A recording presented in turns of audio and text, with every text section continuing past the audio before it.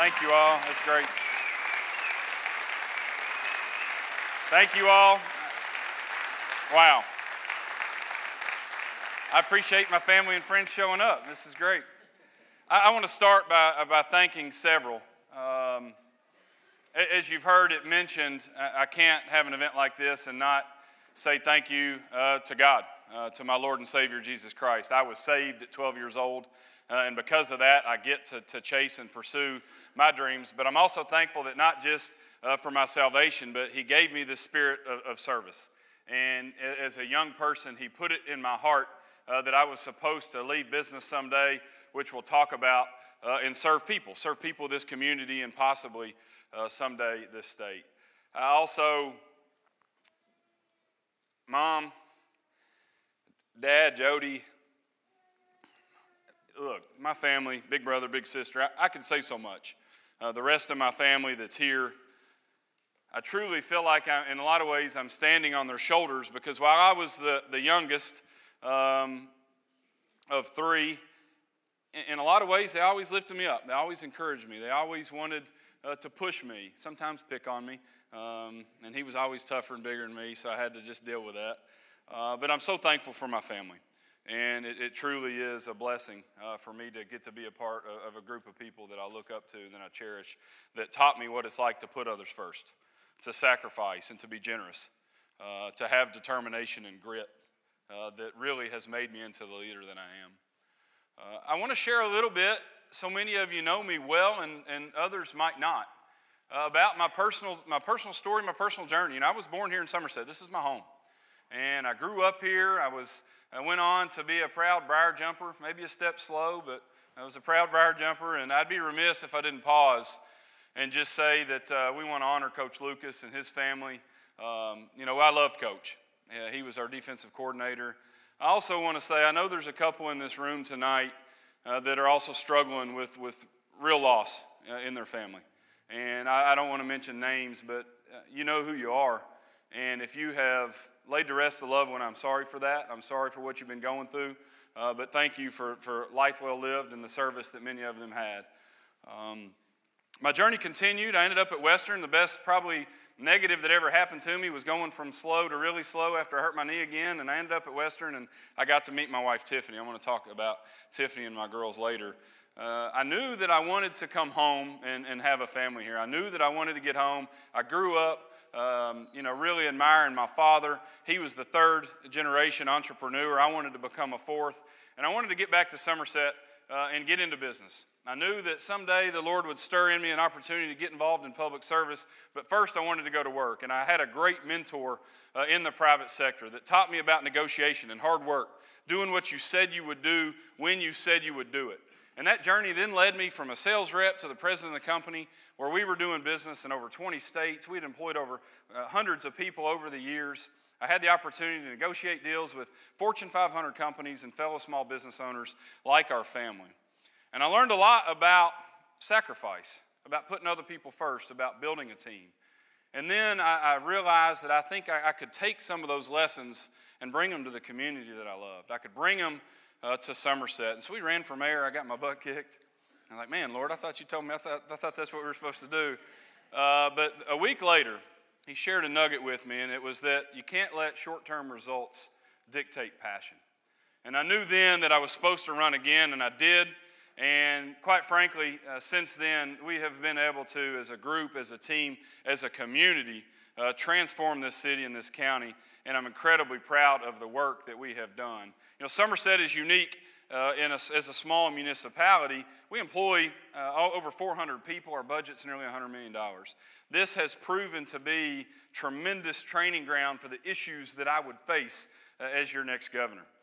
Issues like public safety, infrastructure, economic development, and quality of life. And so I've had this feeling in my belly for a while, and I know many will ask the question, Mayor, why now? Why 2 weeks after a mayor's race have you made this decision, you made this jump? Candidly, I was ready to make the jump in about March. I was looking at the status of our state, looking at some of the challenges that we were faced with, but I couldn't pull the trigger because I felt like I was risking jumping ship on our team that had done so much here. that we might stifle the momentum that we had created in this community that we love. And I said, you know what? It's time to put our city first and our team first, and I'll worry about me later. Well, you all helped me take care of business a couple weeks ago when we got through that election, and I still felt that prick in my heart that Kentucky needs real leadership. It's time for a change. It's time to do something special in this state. And the other reality is we're faced with some incredible problems and challenges in our Commonwealth. Many of them are generational, but some of them are more recent. We now have the worst workforce that we've almost ever had. In recent years, we've been 49th out of 50. Today, we're still in the bottom 5 or 6. We just left our second slowest decade of growth in over 100 years. And then as you heard it mentioned in the video, Kentucky has never been more unsafe. We're going to talk about that. So there's a real need. This is not just some blind ambition or trying to get another job. I love my job. It's been an honor of my lifetime to serve as your mayor. But Kentucky has real challenges, and we need real solutions. But as I mentioned also, man, I'm so excited about the opportunities and the potential that lies in this Commonwealth, that are just waiting for a group of people to unleash it to see what we can accomplish. And then finally, why now? You know, as I look at the field, there's a lot of quality people in this race. There are a lot of good folks. Some of them I count amongst my friends, but there are real challenges and need a real leadership and a real experience. And I'm the only person in this race now that has the executive experience in the private sector and the public sector to go solve the problems that Kentucky needs solved. And listen, there's some in this room who I love dearly who said, Alan, it's not your time. You need to wait your turn. I don't believe in turns, and I don't believe in times. This race is not going to be about who has the most money. It's not going to be about who has the biggest network or the biggest name ID. This race is about creating a commonwealth for the common man, using common sense with grit and determination and hard work and boldness and vision and common sense policies that will move family forward. Before I get into my actual platform, yes, we have one, I want to share a few things about my philosophies on government, things that, core philosophies, if you will, that'll be my guide should we have this opportunity and that have been my guide here. Whatever government needs to do, whatever is necessary, it needs to be great. And whatever's not necessary, it really needs to get out of the way. We have too much government. We have not enough God and too much government in our lives, but pillar one of philosophy is be great at what's necessary, and if not, get out of the way. The second thing is we've got to bring a business sense of urgency to government. It doesn't have to be slow. It doesn't have to be non-responsive. We need to find ways to say yes and treat our citizens almost like a customer, and we can bring that business sense of urgency into the governor's office. The next thing that we need to do, and this is not just for Kentucky, this needs to happen nationally, we need to start incentivizing and promoting the behaviors and the values that we want to see and stop rewarding things that don't actually bear fruit. For far too long in this country, we have been rewarding negativity and rewarding things we don't want to see more of instead of finding ways to incentivize the behaviors and the values that we do. And then the final thing, and I love talking about this, is we need somebody that believes in building an amazing team. I know that I have the absolute best team in the state of Kentucky, and I would love to give the City of Somerset employees and my team a round of applause for all the work that they have allowed us to do here.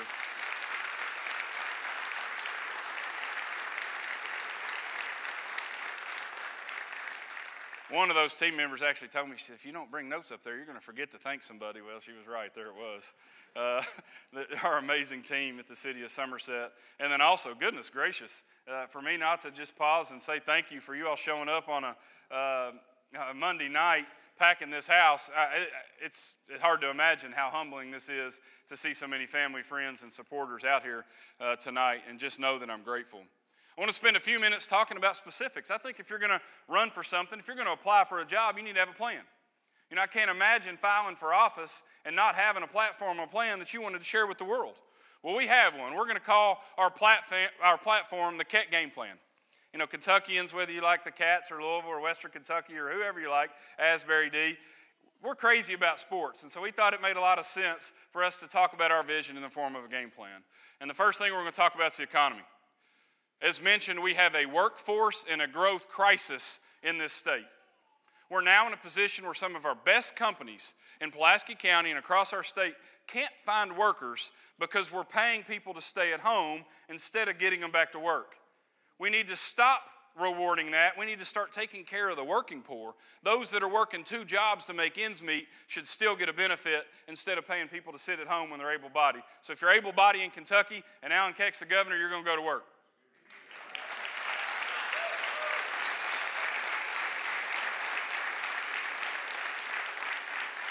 The second part of our economic plan is, again, everything, you can't pay your bills if you don't grow. And we're living in an inflationary period.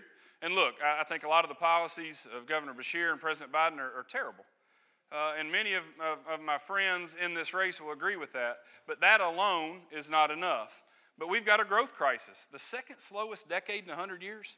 You all love this Commonwealth. You all love this place like I do. Why are we not growing faster? Why are we continually getting our butts kicked by our neighbors? And so I think we have to do more to tell our story, to be proud of who we are. Somerset, in the last decade, grew at twice the rate the rest of the state did. What would Kentucky look like if 40 other communities were growing and doing what this community has done over the last several years? I think it would be dramatic. To any of my legislative friends in here, thank you for the work that you've done on tax reform. I think anything that we can do to speed up getting to zero income tax will make us more competitive and will allow us to grow much, much faster. So for those of you that have pushed tax reform in this state, thank you. I think that's critical, and I think that we need to speed that up the best we can. The other thing is we need to look at things like child care incentives to allow working families to get back to work quicker. You shouldn't have to choose between continuing your career and finding a place for your child to be watched during the day. And there are ways we can get creative, working with people like the State Chamber to ensure that if you want to go to work, you're going to have the opportunity to get to do that. The second piece of the Keck game plan, the second pillar, is public safety. You can't have, and we won't have, a strong Kentucky unless we have a safe Kentucky. And again, it's a tragedy. It breaks my heart to say that Kentucky has never been more unsafe than it is today. This state should be a state of law and order, and I don't want to turn on the news and hear about murders in Lexington and Louisville. I want to get back to horse racing and bourbon and talking about what a special place this is. But we have to have a governor who's going to stand up for those who are willing to risk their life on our behalf. And it's not just about backing the blue. Look, under this administration, yes, we're absolutely going to back the blue, but we're going to back the badge. If you work for police, fire, EMS, you work in corrections, you're a military member. First of all, if you're a veteran, you're active duty military, thank you.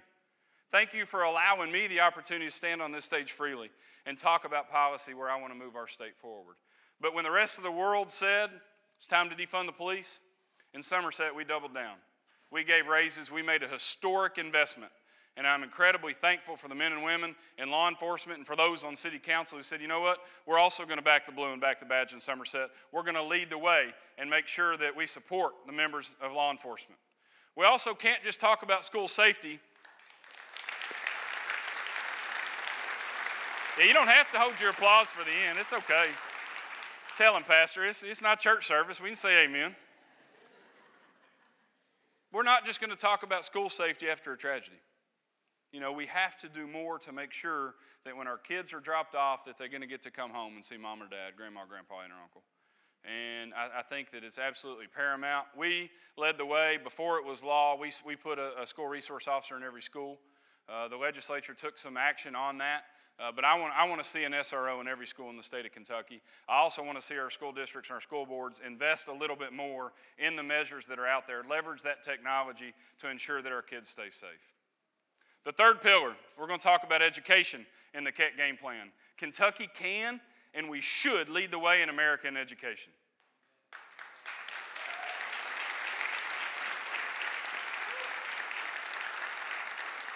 Now, I'm probably going to burst some bubbles in here because, you know, we're told now that you can't support teachers and also believe that parents should have a role in what they're taught.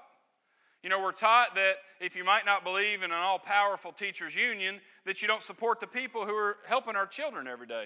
Let me tell you, that's wrong. You know, I'm a product of Kentucky Public Schools, a really proud one.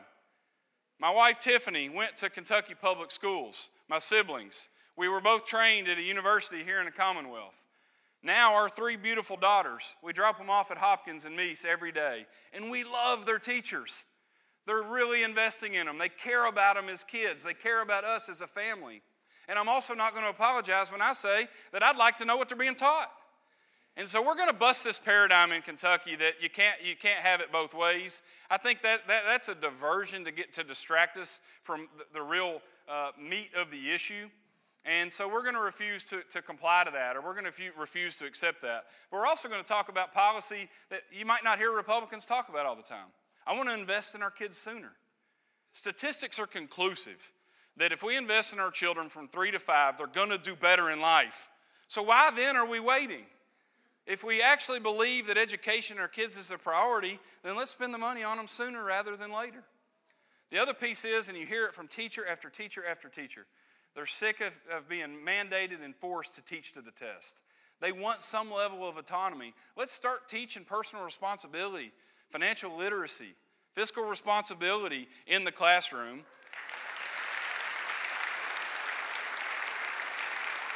Instead of just trying to get kids to fill in the right bubble in 3rd grade so that the school gets rewarded for some metric that who knows who decided. We can do better than that. And then finally, and this might be as paramount as anything, we have to raise the bar. Let's stop teaching to the lowest common denominator and let's lift everybody up. There's a lot of special kids in this state. There are a lot of special families in this state. And I believe in the best of them. And I think we can elevate that opportunity for everybody in our Commonwealth. And then the 4th pillar, and this is one that if I get through without crying, well, then I've done all right, but it's family. Family is the cornerstone of society. And for me personally, outside of my faith, there's nothing in this world that's more important. I didn't forget to thank my wife tonight. I've done that before. But I'm blessed, folks, with an absolute oak that stands by my side. You know, everybody thinks I work hard. She works harder. Everybody thinks that I'm patient. She's more patient. And everybody thinks that I dream, and somehow she believes in all of these dreams. And so, babe, to you and the girls, Olivia, who's my biggest fan, Oakley, who I call cute, and then Olson, who's little. I call her Littles. It's an absolute joy to be your husband and to be your dad. I couldn't be more proud of you all.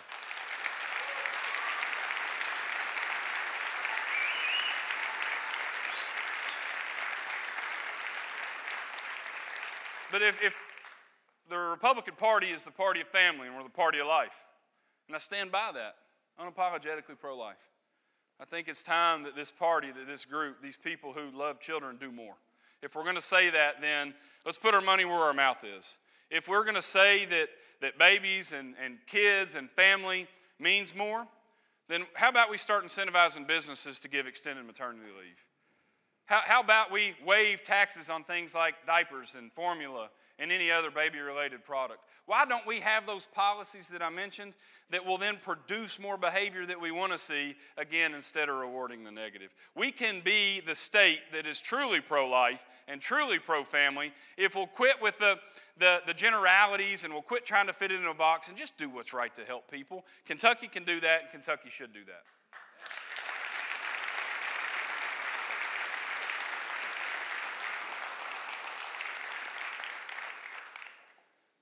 So many here, it's one of those moments where I'm a big believer in gratitude. And as I look around the room, and some of you are like, oh, please don't do this. We'll be here all night if you say something nice about all of us. But I feel like I could, and I have that level of gratitude for those that are here. But I want to close with an ask and then a challenge.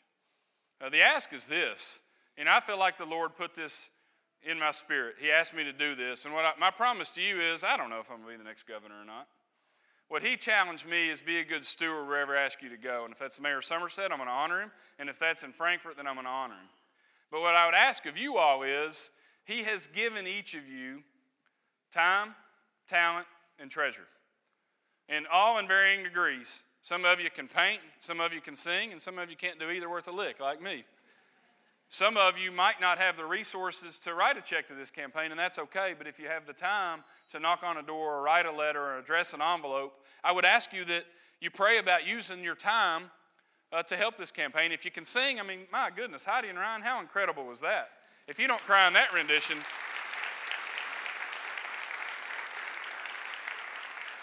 And so I would humbly ask you to give of your time, your talent, and your treasure to help this mission. If you believe in me, if you like what you have heard and seen tonight, or you like what you've heard and seen over the last 4 years, then jump on board. Help us execute this Keck game plan. But finally, I want to task you all, I want to challenge you all to start to dream with me a little. You know, I've been called a dreamer a time or two, and I like to say maybe I'm a dreamer and I'm also a doer. We're going to get things done. We're going to keep building. But I want you to dream with me a little bit. I want to tell you a little bit about the Kentucky that I see, this commonwealth that I love. The Kentucky I see is not what the rest of the world sees. I see a state that's proudly the headquarters of UPS and Amazon, global companies that chose this state to locate. I see a state that's the proud home of the Ford truck, the Camry, the Corvette. I see one that's 40,000 square miles of the most beautiful, God-given land in the world. And in that land has some of the most robust natural resources that can fuel our economy for decades. I see a state, while many are struggling without water at all, where we have an abundance of it. I also want to see a state that in 10 years will be known as the most pro-family state in America. I see a state that in 10 years will be known, if you want to raise your kids and get an amazing education at a public or a private school, you're going to have the choice to do it. I see a state where my kids will never have to leave to get a job. And I see a state that when we lay down at night and we wake up in the morning, we have an opportunity to tell people where we're from, we're going to be really, really proud to do it. We're going to say, I'm a resident of the Commonwealth of Kentucky. And so I ask you all to help me. Let's make sure Kentucky starts winning again. Thank you all, and God bless.